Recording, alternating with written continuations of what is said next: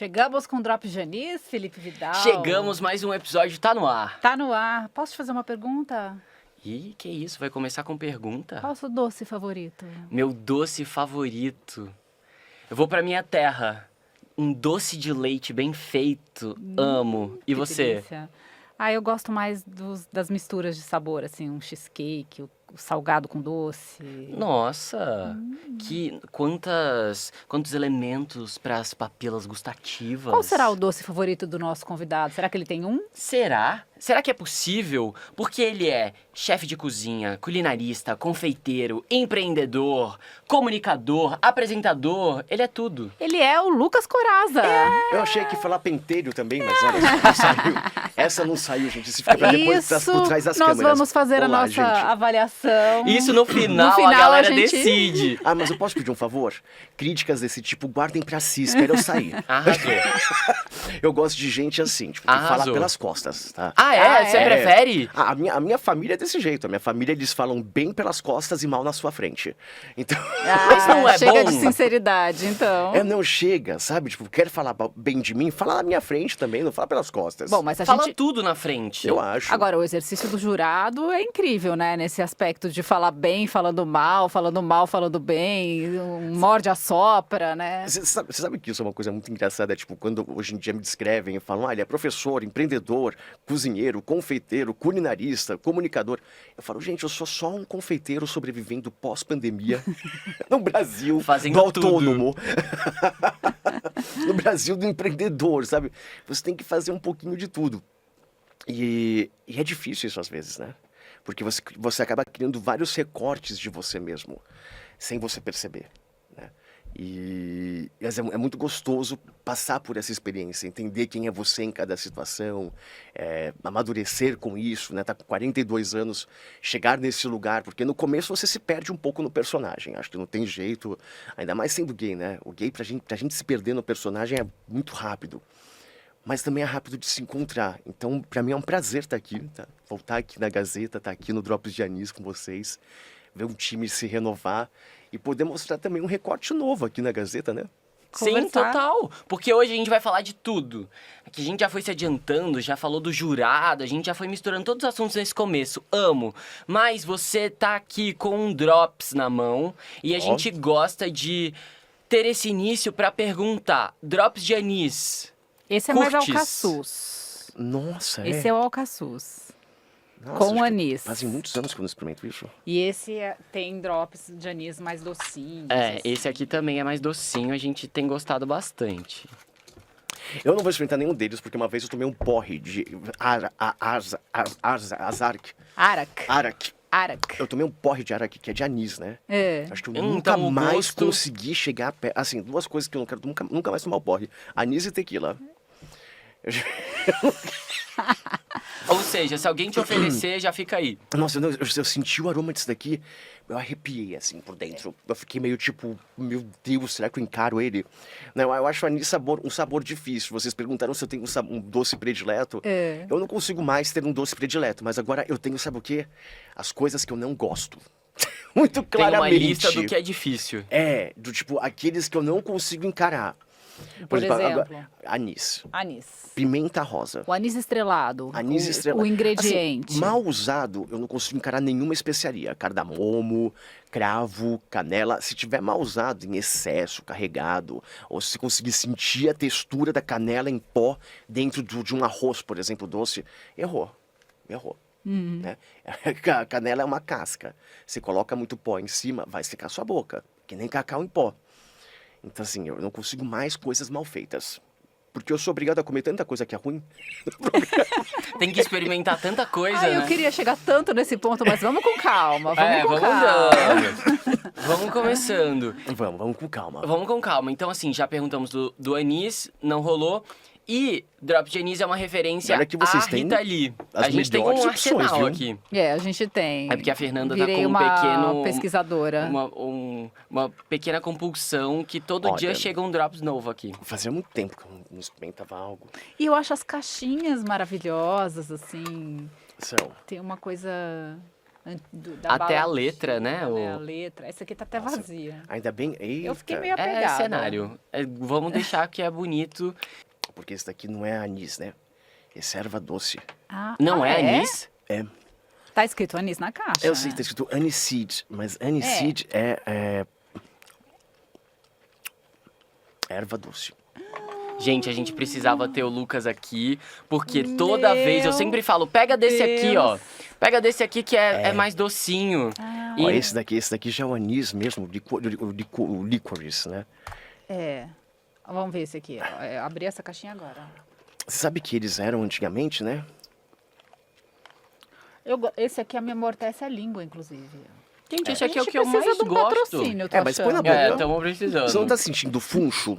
Na hora que você põe na boca é funcho. Funcho? Funcho. O que é funcho? Erva doce. Erva doce. Gente, pra mim, perdão, tá? Mas como me falaram que isso aqui era anis, Sabe pra que mim me esse lembrou? virou o gosto Então, do é que anis. isso daqui é o gosto ruim do anis, ó. Que eu odeio. é o Então esse licorice. aqui não rolou. Você sabe o que isso aqui me lembrou?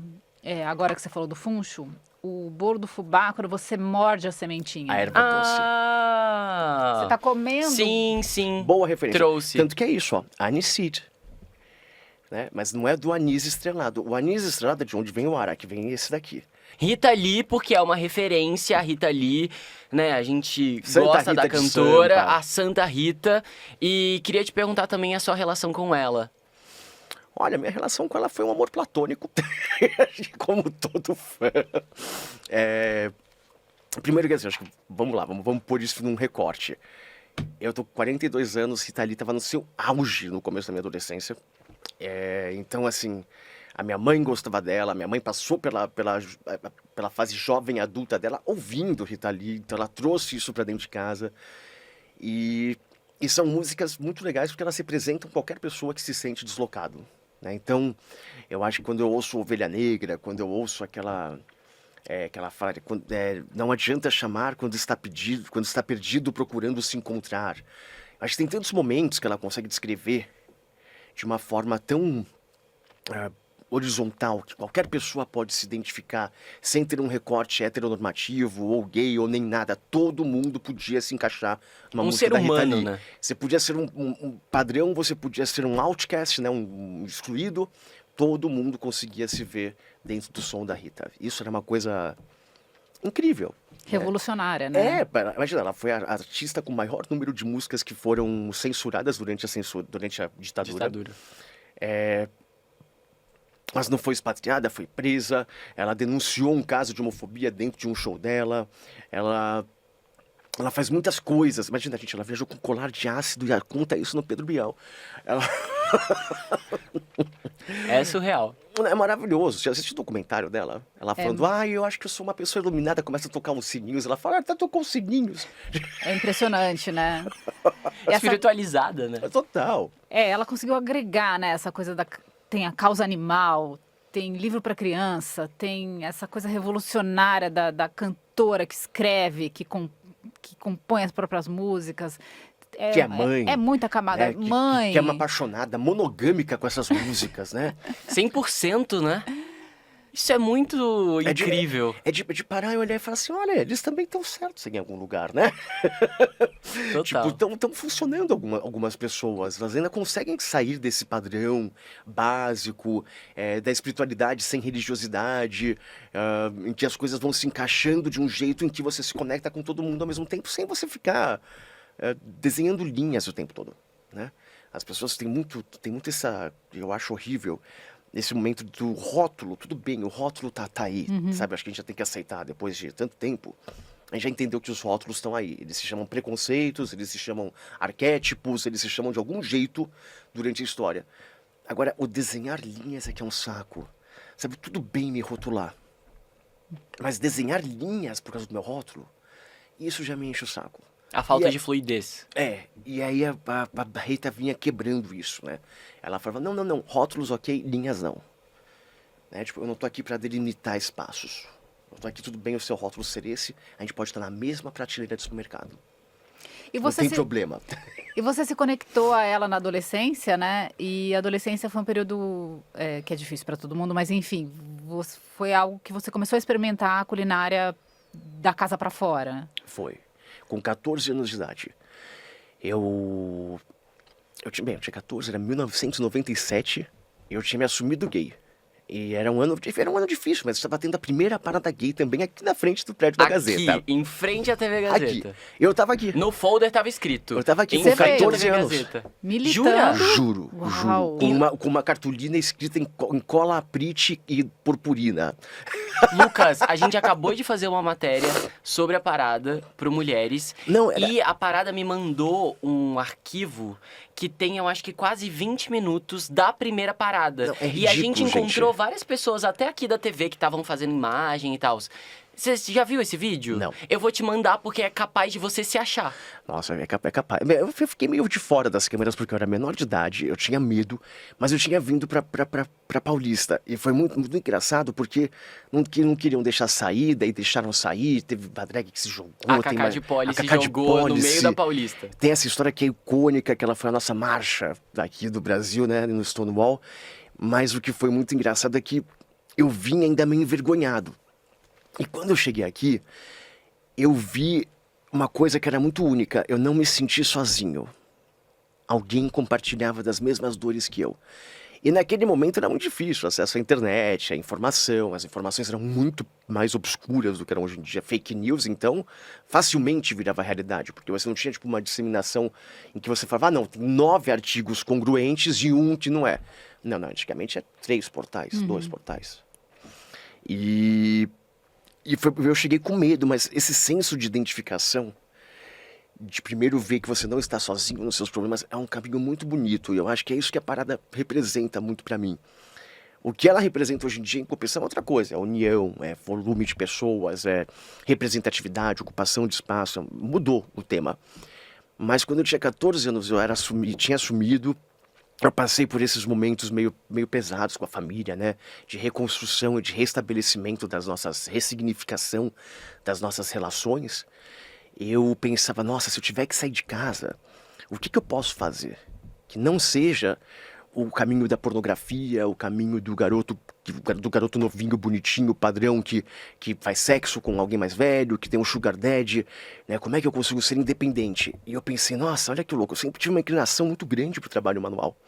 Então eu aprendi a fazer doce muito cedo, aprendi a cozinhar. Em qualquer lugar que eu tivesse um fogão, uma geladeira e uma bancada e um forno, eu podia começar a vender doce. Com quantos anos você aprendeu a cozinhar?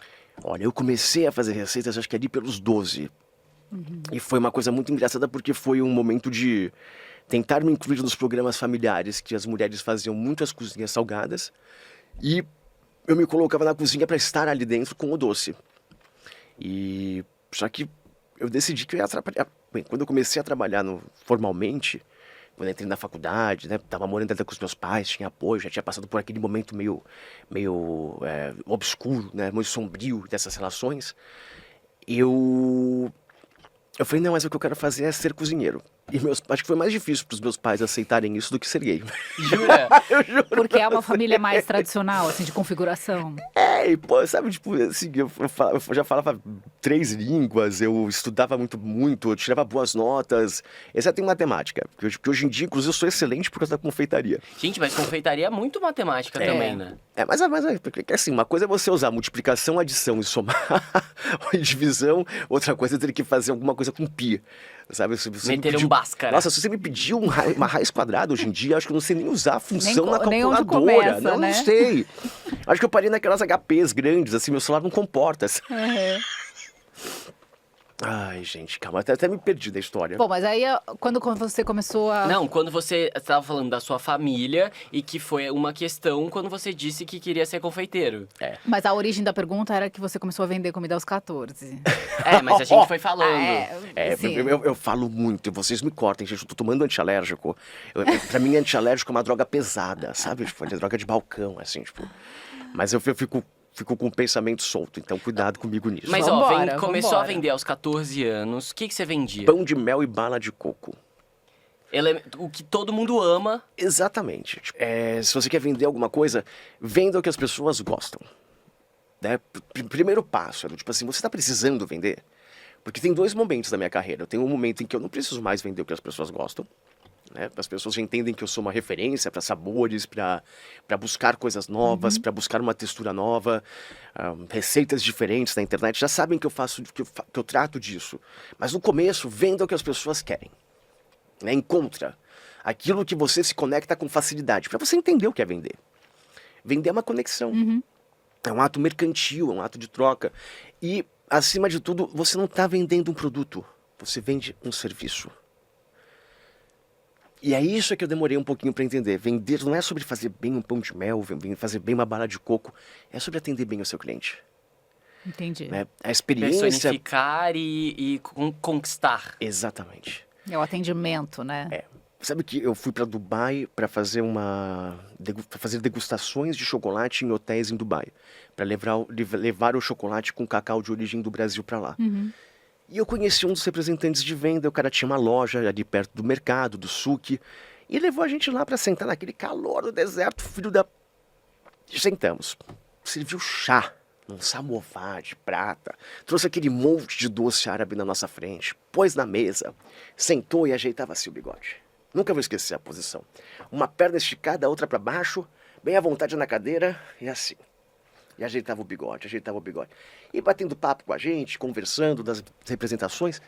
Aí, de repente, esse cara simplesmente parou de falar. Olhou assim pro meio da rua. Mas parecia assim um tubarão que tinha sentido o cheiro de sangue, sabe? Daqueles de filme da década de 70. Ele olhou para um casal de gringos ali no meio da rua e ele simplesmente fez sorry, né? Desculpa. Levantou. Foi pro meio da rua.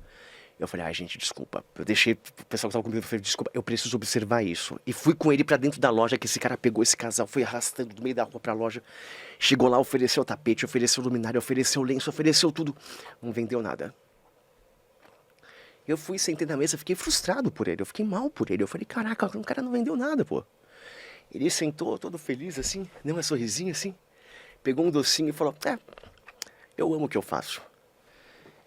Ele sabia que ele não tinha vendido não por falta de esforço dele.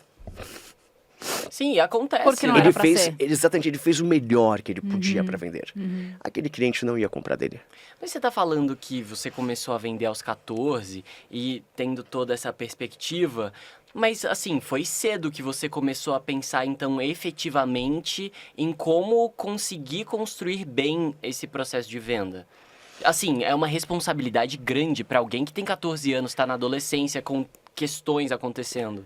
Eu acho que assim, tipo, quem tem um meu perfil, e eu sou uma pessoa extremamente sincera, transparente, eu não consigo esconder muitas coisas, não tenho como.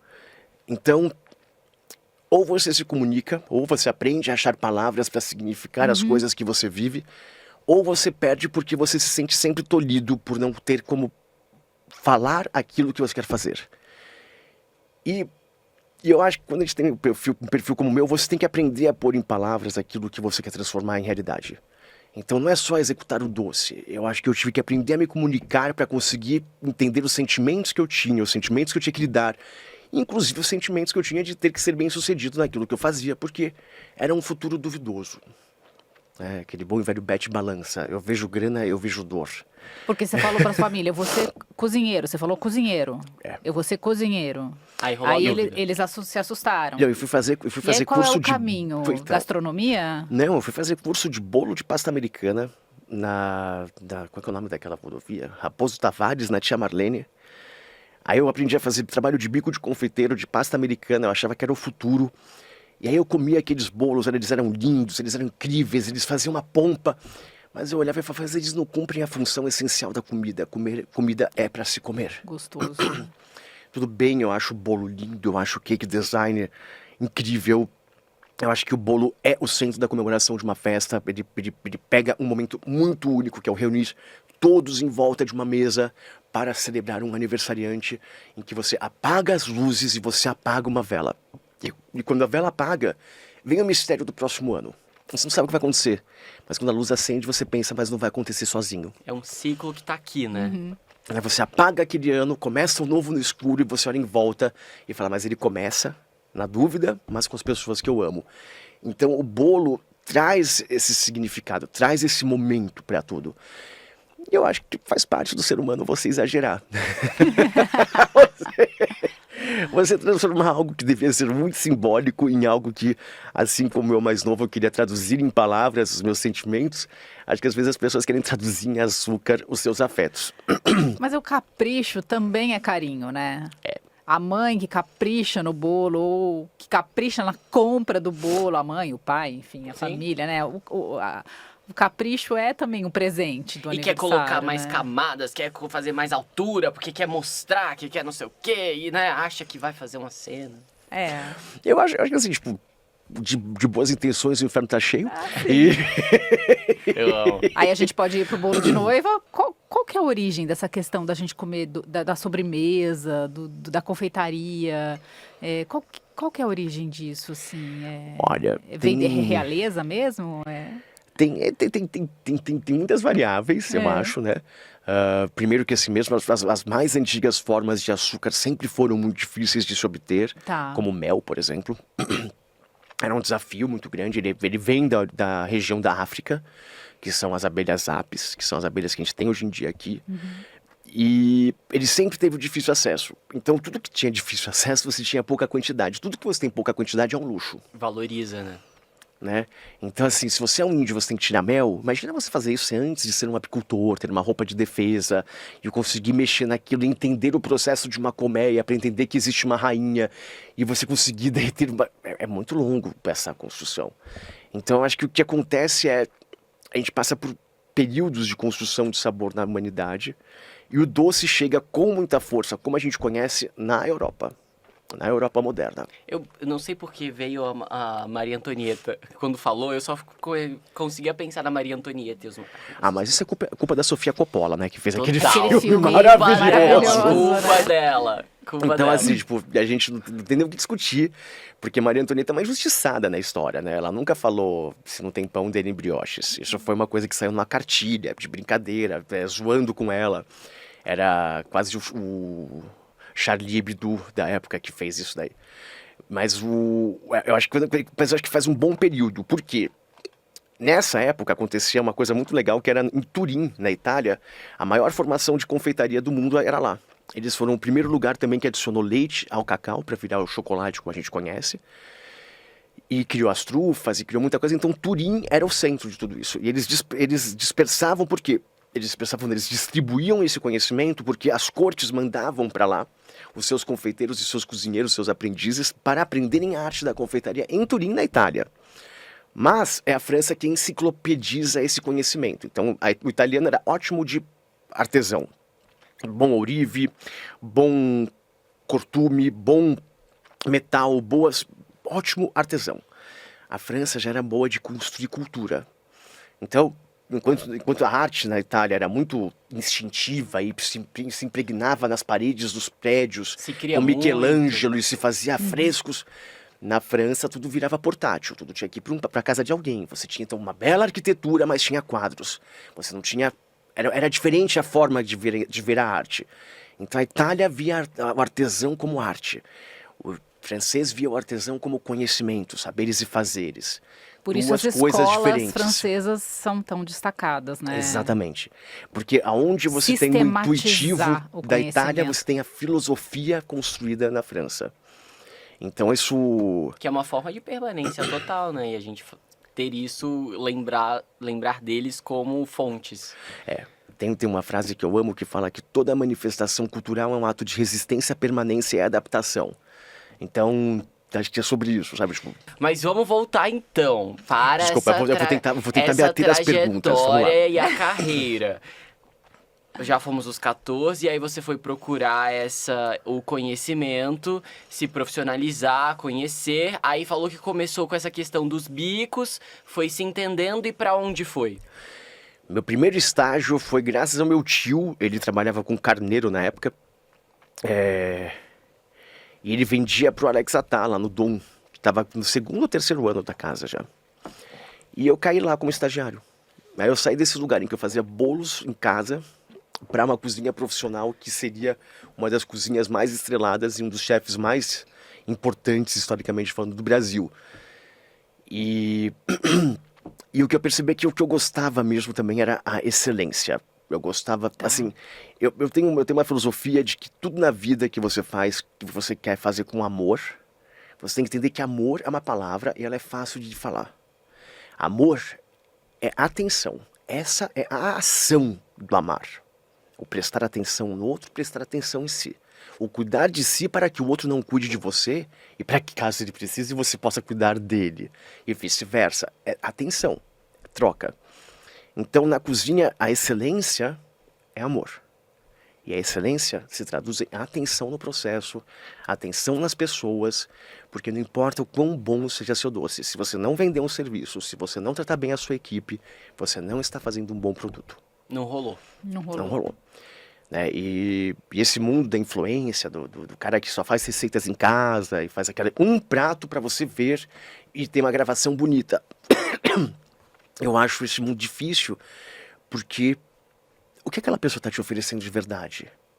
Ali naquele conteúdo, é entretenimento? Aceita que é entretenimento, não é receita. É conhecimento? Você quer pegar aquilo dele? Porque o que você está fazendo com aquilo ali que está passando? Então, é difícil entender o que é excelência, o que é amor e o que é dar atenção para o outro em rede social. Porque no mundo que as relações estão tão fluídas, também está muito fácil as relações ficarem muito superficiais. E o ensino da técnica às vezes é superficial, né? Com aqueles cortes muito rápidos e você vai tentar reproduzir em casa e não dá certo, né? Sabe o que eu tô lembrando? Não dá certo. Porque você, falando dessa questão de ser popular, informar e conseguir passar com certa profundidade por uma questão assim de ter tempo dos programas femininos de variedades, Ana Maria, Palmirinha, aqui na Gazeta a gente... Que foi aonde eu aprendi a cozinhar. Então, que é um contraponto também com o que hoje é muito rápido. Essas mulheres na TV, em sua maioria, conseguiam ter uma comunicação que chegava em casa e as mulheres, elas sentiam um senso de comunidade ali. Você sabe o que eu lembro disso? Eu lembro de quando eu comecei a fazer TV ao vivo, daquele momento, agora pega o seu bloquinho e uma caneta. Eu vou passar os ingredientes para você. E eu acho que assim, ela demorava mais tempo passando os ingredientes para as pessoas notarem, porque tinha que repetir, do que eu tinha para poder passar a receita. Ao vivo. Porque não tinha site para, né? Acesso Depois a checar. receita Aponte o QR Code, né? Aponte sua câmera para o QR Code. Não... Tira uma foto da tela. Você assistia essas mulheres e se inspirou nelas. Nossa, eu anotava todas as receitas. E tinha algumas culinaristas que pra mim que eram as prediletas, assim. Tinha a Isamara Manso, tinha a Palmirinha, que é uma clássica, né? Tinha a Luzinete Veiga. Imagina, a Ana Maria Braga tava no Note a Note ainda. Ela levava culinaristas ainda, né? Aí eu olhava aquilo e olha que engraçado, né? Eu era adolescente, queria ser cozinheiro, confeiteiro. Mas eu tinha esse sonho de assim, como aquelas mulheres me empoderaram através da cozinha a poder fazer o que eu quisesse. Né? Do tipo, posso me assumir cedo, não tem problema, eu vou me virar. Eu vou conseguir ter um trabalho digno, mesmo não tendo formação, vou conseguir ter tudo isso. A minha vida vai ser boa através da cozinha, porque eu sei que é para vender o produto e não para cozinhar. Então, assim, é sobre atender bem o cliente. Mas, assim, o básico tem que estar feito. Se a comida não estiver boa, não existe bom atendimento.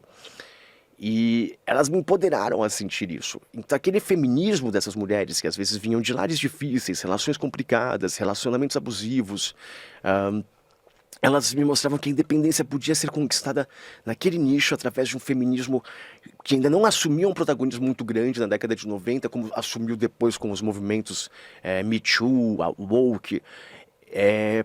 Mas aquele protagonismo na cozinha me mostrava e me revelava como o feminino podia ser forte dentro dessa função. E como ele podia fortalecer essa relação com ela mesma para poder se estruturar. E eu pensei, poxa, um dia eu gostaria de estar na televisão para falar isso para minha comunidade. Para falar que, olha, não é só a mulher, não é só as pessoas que podem começar sem CNPJ na geladeira de casa e a vender um produto. E doce é mais fácil, né?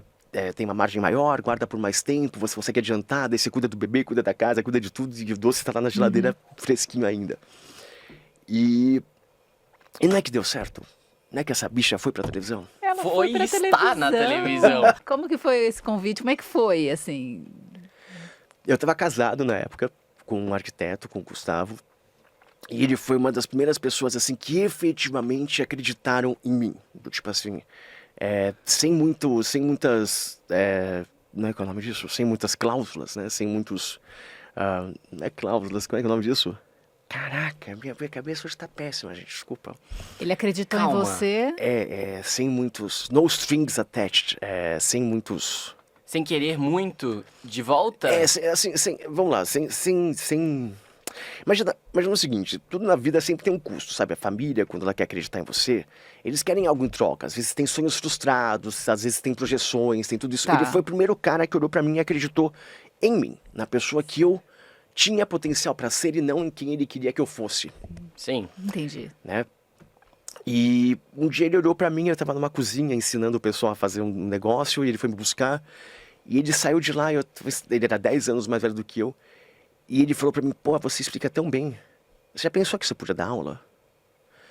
Eu falei, é verdade, olha, vou dar aula, né? A hora é muito melhor, a hora paga, aqui eu tô ganhando experiência, lá eu ganho dinheiro. Tá bom. Porque eu era um confeiteiro com grandes sonhos e pouco orçamento, né? O salário de confeitaria era muito baixo. E eu fui dar aula, aí um dia ele foi me buscar numa aula, depois de 1 ano e pouco, e ele falou, cara, você não devia estar ensinando isso para uma sala de aula, você tinha que estar na televisão. Eu falei, caralho, como é que esse cara foi tão cirúrgico? Eu nunca falei pra ele que eu tinha esse sonho. Né? Tipo, como é que ele foi tão assim, tipo, pegou um estúdio cirúrgico? E eu, coincidentemente, um ex-amigo me mandou naquela época um e-mail e falou, olha, tem aqui um casting. E tava lá escrito, olha, começamos um novo canal, tá em teste, tá em uma fase de não sei o que lá. A gente tem essa lista de profissionais que a gente tá buscando. Cuidado com bebê, jardinagem, artesanato, confeiteiro. Olha, eu, confeiteiro. Eu vou. Eu assisti Mulheres e os programas à tarde a full por 2 semanas, até o casting. E eles falaram, não, você pode fazer isso daí trabalhando só com as mãos no ar, ou você pode levar o doce. Eu levei etapa por etapa, como se eu fosse apresentar ao vivo, num programa, um muffin de fubá recheado de requeijão coberto de goiabada. Cheguei lá, olha, você tem 11 minutos para apresentar a receita. O ideal é em 7, mas tem até 11. A gente vai ficar aqui atrás da câmera, vai fazer assim para acelerar ou assim para você desacelerar. Tá bom? Tá bom. Ah, mas posso montar minha praça? Tirei tudo da caixa, organizei. Apresentei em 8 minutos e meio. Ideal, Sem ideal. ter que fazer isso e nem ter que fazer isso. Saí de lá, guardei tudo na minha caixinha. Dei os doces pra todo mundo, subornei já o pessoal, né? Ganhar pelo estômago. E quando eu saí, tinha uma amiga minha que era terapeuta, psicóloga, e ela tava do lado de fora, eu tava carregando aquela caixa, e eu olhei pra ela e falei, eu acabei de apresentar um programa de televisão. E ela olhou pra mim e ela falou, cara, ninguém sai de um lugar desses com essa certeza se você não sabe que fez uma boa entrega, esse negócio é seu. Recebi uma ligação, você foi escolhido pra 2ª etapa do canal. Eu, fui gentilmente declinado, né? 2 anos depois desse casting, me ligam, vem gravar na Argentina, os estúdios são aqui. Quer dizer, Calma. Você recebeu a você ligação... fez esse piloto, esse casting. Eu fiz esse casting, que era pra fazer uma apresentação, recebi um e-mail de você foi escalado pra 2ª etapa do canal. de uma próxima leva. De uma próxima leva. Entendi. Não é dessa não vez. É dessa Não é dessa vez. Eu na achei que era a próxima. 2ª etapa do teste. Não é dessa vez, é numa próxima. Eu fui gentilmente declinado. 2 anos depois. Não, vem pra Argentina gravar. Uau. E aí virou um programa. Caramba, virou. Chamava A Confeitaria. Ele teve 2 temporadas. Eu gravava junto de pessoas muito legais, de todo mundo assim, tipo, acho que todo mundo do Bem Simples se deu bem. Dos Homens Gourmet saiu o Bertolazzi, o Dalton Rangel, do meu programa tem o Rogério Shimura, até hoje como padeiro, a Andréa Schwartz, que a gente está trabalhando junto agora em feiras gastronômicas, só o Diego Lozano, que está no Masterchef, só gente muito legal. E eu me encontrei nesse lugar. Quando acabou o programa, eu fiquei desolado, porque é isso, fama é uma coisa... Você não é famoso, você está famoso. Né? Fama é um estado, não é uma constante. É um momento. Né? Não é um adjetivo seu. Né? Ele pertence a outra esfera, que não é sua. Você não é famoso, você está famoso. Mas você tem sempre a cozinha. Exatamente. E aí eu pensei, pra onde eu posso ir? E não é que eu consegui o contato do Daniel Bork primeiro, na Band. E fui lá fazer umas receitas com ele e levei minha mãe. Levei minha mãe pra ir assistir, nossa. Minha mãe atrapalhou o programa ao vivo, foi muito divertido. Amo. Eu morrendo de vergonha. Não, e é o ótimo, né? O rolê é esse, é causar, fazer ali todo um agito. E o Daniel tinha uma coisa que era assim, olha, se eu precisar que você acelere a receita, eu vou te dar umas batidinhas com o pé na sua canela. E se eu precisar que você desacelere, eu vou precisar do seu pé, como se fosse um pé. O sinal. E aí, se você confunde o sinal e começa a acelerar você tá quando nervoso, é pra né? E a minha mãe deixando eu nervoso e ele batendo no meu pé. A canela com o pé. Era aqueles sapatos, tipo, com sola de madeira. Meu Eu saí Deus. de lá com a canela marcadinha. Ah, os roxinhos, né? Eu voltei lá. Eu falei, cara, que divertido isso. E depois daí a Kátia Fonseca, que estava aqui no Mulheres na época, me chamou também. Ela falou, você tem tido um retorno ótimo, a gente tem se divertido com essas apresentações. E eu fiquei 2 anos fazendo TV ao vivo. Só que daí você não recebe, você vem aqui, tipo, tem um custo, inclusive, pra gente conseguir vir, trazer a receita, trazer todas as etapas, pra montar uma mesa grande, volumosa, que chame a atenção. E às vezes até cai a pauta. Então, assim, é diferente, sei lá, a constância de como, por exemplo, tô no Que Seja Doce. O Que Seja Doce também foi um casting, também foi uma coisa, vem aqui, faz um casting. E também foi essa coisa do tipo, vou encarar como um desafio. E tudo que eu encaro como um desafio, eu paro, respiro, me preparo, estudo, dou atenção. Se é o que eu amo, eu dou atenção. Então, tudo que eu amo, eu dou atenção. Mas você estranhou o Que Seja Doce se você não cozinha. É muito estranho. Experimenta. Você dá pra ver. experimenta e Eu julga. tô experimentando, eu juro. Eu virei essa pessoa. amo o Que Seja Doce. Eu assisto, porque reprisa muito, né? Reprisa. Eu assisto quase todo dia. Tipo, a hora que eu chego em casa, depois do Jornal da safe place, Gazeta, né? 8h30 da noite, ou tá a Rita Lobo, ou tá o Que Seja Doce. Eu não sei porquê, mas me pegou no meu horário de descanso. O Que Seja assim. Doce, ele é a maior audiência global da GNT há alguns anos. Ele é um programa que ele passava antigamente em 3 a 4 horários no mesmo dia. Ele tem uma extensão muito grande e o programa é autocontido. Então, em cada episódio, você consegue ter a sensação de início, meio e fim Não precisa de uma do- competição sem você precisar acompanhar o resto. E dá pra passar, gente, já são 11 anos. 40 episódios por temporada. Já estamos com 440 episódios. Você tá desde o começo mesmo, Desde o desde o primeiro. embriãozinho do E em projeto. todas as Em temporadas. todas. São 400, assim, dá pra passar um episódio por dia do programa do ano que você não tem como repetir. Então, o programa, quando tá fora da temporada que tá sempre... Que é Se inédita. renova, né, que tá inédita, tem sempre ali o programa autocontido antigo, porque, como são muitos casos, muitas experiências, a probabilidade é que você tenha assistido aquele episódio e você tá assistindo de novo sem nem notar. Não, eu tenho muito essa sensação que eu nunca vi esse episódio.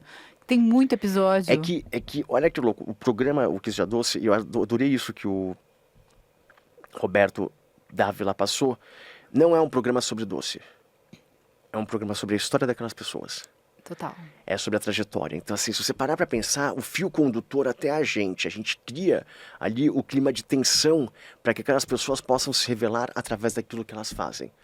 Né? E que percebam a congruência que isso tem com a minha história. Né? O quanto isso bate com o quanto eu gosto disso. Então, o programa é sobre as pessoas. Então, você para pra assistir. Se você perceber, tem muito mais animação contando a história daquela pessoa e papo com aquela pessoa do que efetivamente mostrando o doce ou passando uma receita. Porque o que importa não é o conflito, mas sim a identificação que as pessoas têm no lar com esses sonhos, com o que as pessoas almejam quando vão lá. Porque não é um programa sobre o prêmio, é um programa sobre você sair do anonimato, sobre você sair só da sua casa e aceitar que você pode se desafiar em algo maior. E se colocar isso num lugar que é idôneo, que vai te dar espaço para fazer seu melhor trabalho, que vai te avisar qual receita levar. Então, o programa, muito mais do que oferecer um prêmio grande ou oferecer muita visibilidade, ele te oferece uma oportunidade de você se desafiar num lugar seguro, com pessoas que sabem que é para isso esse espaço. Então, é um programa muito leve e muito gostoso por causa disso, porque ele também tem o que? A identidade de prestar um serviço, que é contar a história. Você tem um tempo também muito pra você, né? Chama-se terapia. E Terapia. 42 anos. Não há coisa. E 42 anos, e muita leitura, e muita troca, e muita e muita oportunidade de deixar você ser você mesmo. Tipo, olha, eu mesmo estava passando por um período que eu estava meio deprimido. Então, eu tive um problema de violência, fui assaltado em casa, foi um saco, a casa foi invadida, fui feito de refém, foi muito traumático para mim. Perdeu o senso, o significado de lar, que até agora eu não mudei de lá. Então, vou mudar agora, comprei um apartamento, consolidei, né, fez mudanças. Mas, pô, eu quis parar de fumar no meio disso, fiquei super ansioso, bateu uma depressão. Não teve jeito, assim, ela veio, né? E depressão é uma coisa que é um mal crônico, então ela vai, ela volta, ela vai, ela volta. O mundo fora não precisa saber de tudo que está acontecendo com você, mas você precisa que tenham pessoas no mundo de fora também sabendo disso. Então eu busco apoio na terapia, eu busco apoio em leituras, eu busco apoio em amigos, muito poucos, mais próximos. E na arte também, não é? Eu te vejo muito indo em vários eventos, peças e tal. Isso também é alimento, né? E hoje, qual muito. que é o papel da cozinha na sua vida, no seu cotidiano? Você consegue fazer por prazer, para comer, para alimentar os seus próximos? Ou ficou uma sistematização profissional mesmo? Você sabe que foi uma coisa muito louca? Na pandemia, eu tive que transformar o meu espaço de trabalho, a minha casa, em estúdio. E para fazer o balcão da minha cozinha, eu tive que tirar a mesa de jantar. Então eu parei de ter o lugar. Minha casa é muito pequena agora, tem 49 metros quadrados em cima de casa e tem 50 metros embaixo também de cozinha. Então eu tenho uma cozinha profissional de 50 metros e um loft. Que é maior, a cozinha é maior do que Do o espaço. 2 metros, né? 48 lá em cima, 50 lá embaixo. E eu perdi esse espaço de confraternização da mesa. E eu sinto muita falta disso. Então o que eu faço hoje em dia é que eu falo para as pessoas, pode passar em casa para pegar o conteúdo. Então tem um delivery de conteúdo da região ali que o pessoal vai pegar. Porque também não dá para viver de comer conteúdo já, porque é uma delícia, mas uma hora você tem que comer salada. Você tem O franguinho, o arrozinho. batata doce, sabe, qualquer coisa. E então assim, a cozinha para mim virou esse lugar do trabalho e eu não vejo a hora de voltar a ter uma mesa de jantar agora no apartamento novo. Porque eu sinto falta de ter aonde acolher as pessoas. Porque é o que eu volto a dizer, tipo, eu tenho essa questão de que, pra mim, quando eu cozinho, não é só o ato de cozinhar, é o ato de receber, é o ato de acolher, é o ato de dar atenção pro outro, de pensar. Então não é sobre o prato, é sobre o que você está criando com ele, né? Mas isso é porque é o meu tipo de cozinha. Volto a dizer, tem muita gente que é cake designer, vai ficar fazendo um bolo por 3 semanas com 2.000 rosas feitas à mão de açúcar. É comestível? Mas ficou ali, né, descoberto, umas 2 semanas, pegando pó. E tem pessoas que é sobre a arte da cozinha, que o que ele quer fazer é pôr um prato que parece uma moldura, um quadro aqui na sua frente. Eu gosto de servir comida gostosa, a priori. Comida afetiva. Eu demorei muito tempo para encontrar minha identidade no que eu queria abrir de um negócio, caso eu abrisse um lugar novo. E eu vou abrir. Agora eu estou estudando empreendedorismo, vou fazer o Empretec do Sebrae, vou atualizar esse lado administrativo de mim. Eu sou um excelente técnico, muito bom para fazer receitas, estudioso, não sei o que lá.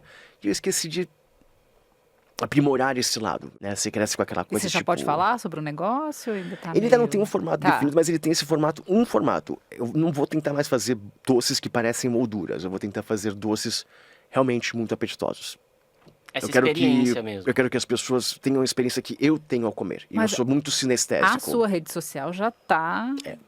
Já tá mostrando um pouco desse cardápio, né? Porque você faz aquelas tortas Ai, nem fale. Ai, é muito maravilhosas, difícil. com aquela trança eu ia em trazer pra vocês cima, uma meu. dessa, sabia? Não fala uma Mas coisa aí não tinha como dessa. aquecer, eu posso mandar pra Ai, vocês. esse eu ia me entristecer Pode um mandar, pouco. pode mandar. Pode, mandar, é de amora, ela tá lá congelada lá em Meu, casa. então eu vi, e tem uma rusticidade que não é eu acho lindo, você vai numa confeitaria e aquelas vitrines maravilhosas, zero crítica e doces muito gostosos, mas assim, o que você posta tem uma cara de que saiu do forno da minha avó. Eu penso assim, tipo, se eu pudesse deixar um legado, seria um livro de receitas que eu tô montando e uma confeitaria que tivesse essa cara. A sensação de que você está comendo um doce que foi feito com carinho para você. Uau. Né? E é por isso que acho que as pessoas lembram muito da vovó. E eu acho que tem uma coisa no doce rústico que é, mesmo que você nunca tenha provado, você sabe o valor que ele tem e por isso você paga o preço que tiver que pagar por ele. Porque a afetividade se traduz num produto desse jeito, é valor. E aí eu posso ter a liberdade de cobrar o preço que eu quero. Porque para fazer uma coisa de valor boa, tem treinamento de equipe, tem estabilidade dessa equipe, tem estabilidade para fazer esse doce. E essa pessoa tem espaço nessa estabilidade para dar a atenção que eu acho que um doce merece. E você só dá atenção e amor para alguém quando você está se sentindo amado, também com bastante atenção na sua vida pessoal, lá fora também. Então, a escala vai ser 5-2. Eu amo, ele já vai ter todo Sabe, pra do mim, seu jeitinho. pra mim também, sabe? Ah, mas o cliente quer todos os dias. Sabe, tipo, meu bem, eu quero estar vivo todos os dias, né? E não só servindo você.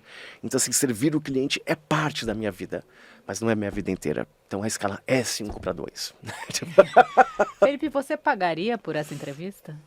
Por essa entrevista, Pode pagar, aceito Pode Pix. pagar.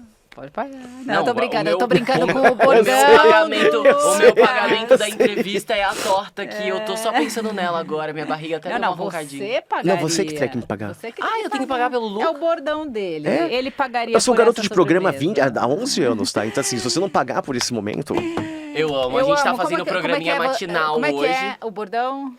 eu tiro o óculos, olho por 4 segundos no olho das pessoas para poder ter tempo da câmera pegar a reação de quando eu tirei o óculos e eu falo, eu pagaria por esse doce.